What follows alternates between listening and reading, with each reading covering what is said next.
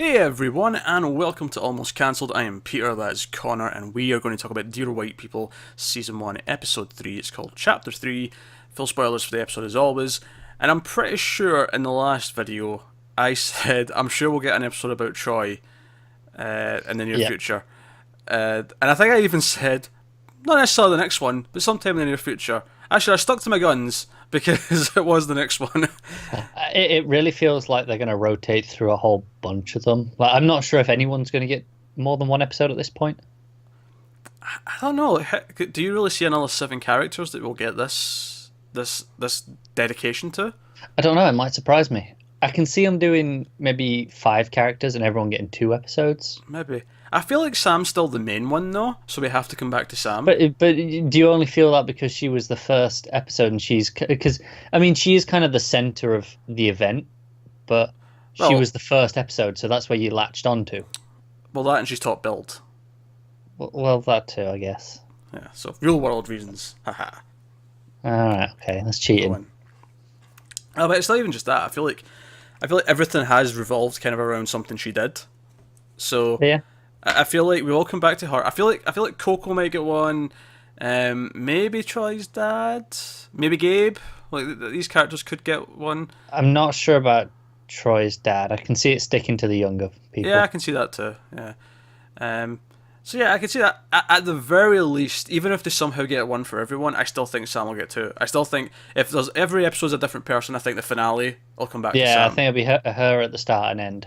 But I think it'll actually be her in the middle as well. I feel like she'll get 3, and then the other, 4 will get 2. Or whatever, however it works out. Math is bad. But yeah, so we focus on Troy, and we can, again, it's not completely set in the same time as the first 2, where it's, the racist party was being thrown, but that certainly starts it off. Like, we start with him over the course of that, and it sort of leads into what the episode's about, which is he's running for sort of a student body president, yeah. And we find out that his dad, who I've seen before because he was grilling Sam in the first episode, or was it the last episode? Whenever he was grilling her. He was grilling her at some point.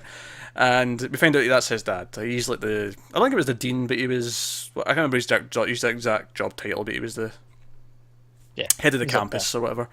And we find out that he's pushing him, no, son, you have to do this, you better be out campaigning today, all the rest of it. And there's a lot of talk about how there's a lot of generic white dudes all running, and he might be the first black president, but then this comes right after the racist party, so the narration mentions that, the fact that some people actually want him to be president, combined with all the white guilt over the party that just happened, means that he's probably a shoo-in. Yeah. So I thought that was a nice touch, but he's like, alright, you have to go out and campaign today. And I think what a lot of this episode showed was how much pressure he's under because of what his father demands of him. Well, that's it. We spoke last episode how it was clear this show wasn't just dealing with race. Last episode was race and sexuality. This is race and father issues, essentially. I think father issues certainly, but also I think that's realizing who you are yourself, like what you want. Because I think the most telling part of the episode for me is when we find out he's having an affair with an older woman that his father introduces him to at the party. What was her name? Nika, or Nika, have you pronounced that? We'll call her Mrs. Hobbs, and he's having an affair with her because they meet up at it's like the boathouse next to the track team or whatever, like this, over on that side of the campus, and they're in there. And one of the things he says was, I was doing all that campaign today, and I was making all these promises about all these different things, and he says, and I think I kind of meant it, and to me that said that he actually does kind of care about all these things, and it's actually his father who doesn't. His father just wants him to have this political position. For him, it's purely a financial and sort of political strategic gain, as opposed to the actual helping the community, whereas he actually believes in all this shit. He didn't really realise he did until he went out and started seeing all the problems, but... Well, that's it. It was an amusing moment for me, because the whole time through the campaigning, someone would come to him with an issue and go, it'll be my first priority.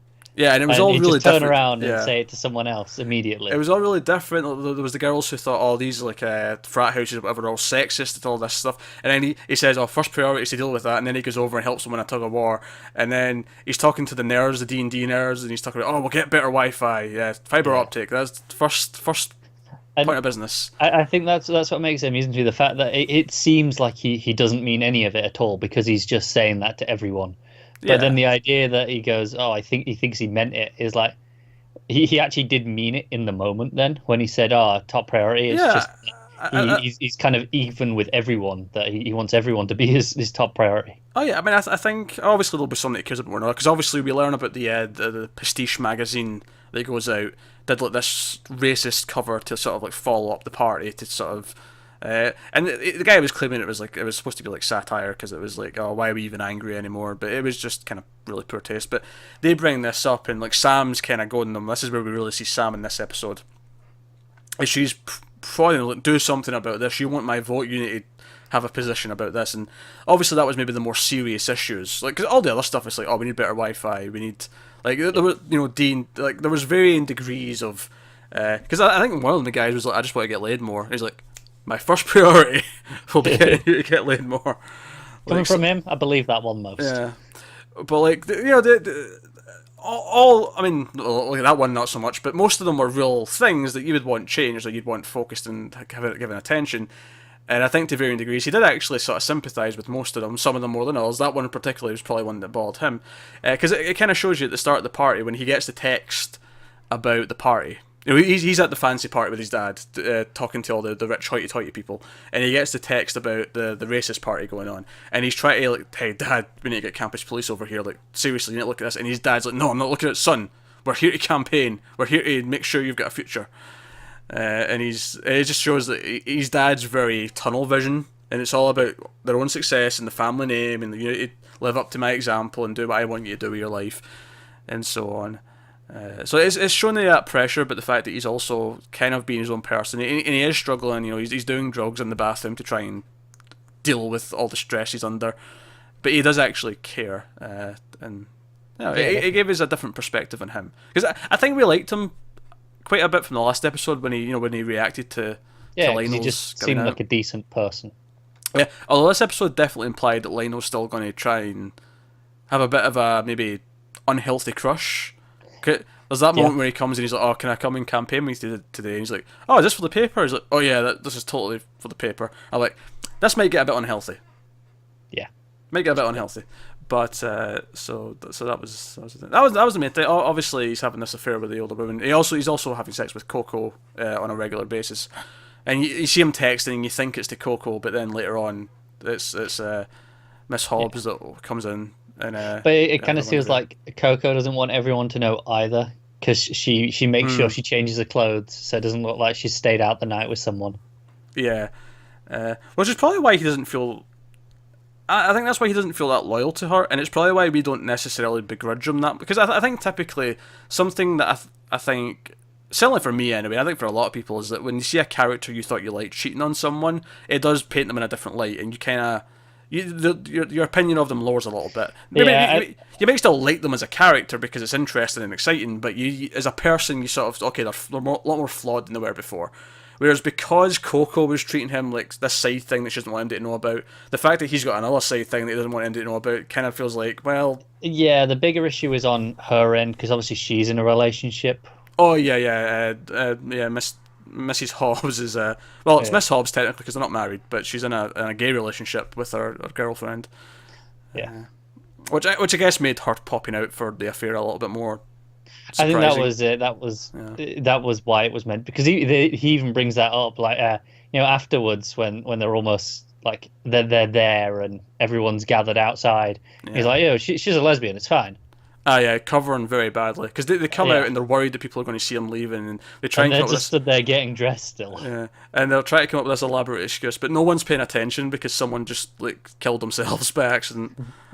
One of the frat boys is just lying there dead, so no one's really paying attention. Like she can, I'm just here for this. Yes, tragic things happening. Yeah, so sad. They both look at each other going, yeah, very sad. Yeah, I like how it handled him winning, like because obviously. We see him not vote for himself. Like he actually votes for one of the generic white dudes, for lack of a better term. And he even admits this to Mrs. Hobbs. And it's when they wake up the next morning, she checks his phone and says, "Oh, by the way, you won. Congratulations." And it's just this nothing moment. And that's kind of what it means to him. It's just this nothing thing. And then he realizes, oh crap, I need to actually kind of have to do stuff now. I have these responsibilities. Yeah, but all those promises he made on the campaign trail. Yeah, but I think it definitely gives some interesting stuff to do and more stress certainly to deal with. Like if stress is going to be his driving sort of flaw this season, then we're going to have a lot of it because he's going to be so busy with all this stuff. That said, I can see this being something that benefits him because, like, while it's stress, I think it'll give him focus and make him into his own person. Yeah, because he'll make his own decisions on how to deal with things rather than just, do what his dad says. Yeah, I can see that. I can see that. So yeah, I mean, if I have to sort of rank them, I'd say this is maybe the weakest of the 3 episodes so far, but that's not saying much. It's still very good.